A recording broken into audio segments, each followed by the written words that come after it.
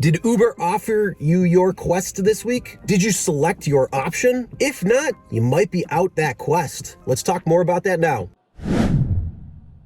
Hey everyone, my name is Chris and welcome to the RideShare Guy. Now we're gonna make this video pretty short because it's just a small update and it's something I always want you to do, and that is read the fine print. There's always changes and updates when it comes to both Uber and Lyft, and this one is going to affect if you are going to get a quest or if it's going to go away. Now you're going to have to start selecting a quest because if you don't, it goes away. It doesn't automatically assign you one. So if you forget to do it, you are not going to be able to get a quest for that week or weekend. So let's take a look at the details when it comes to the quest. And again, this is the fine print. The first thing you see right here is you'll no longer be assigned a default quest if you don't select one.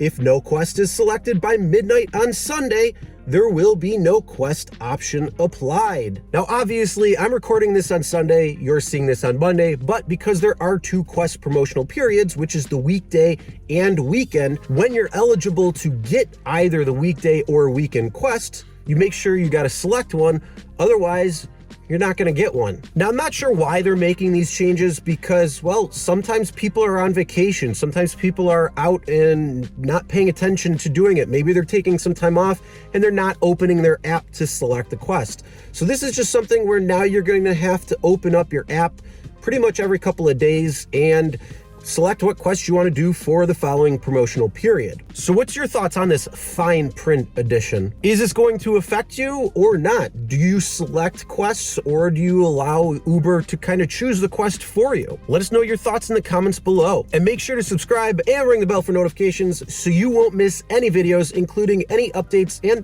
fine print editions. All right, drive safe everyone.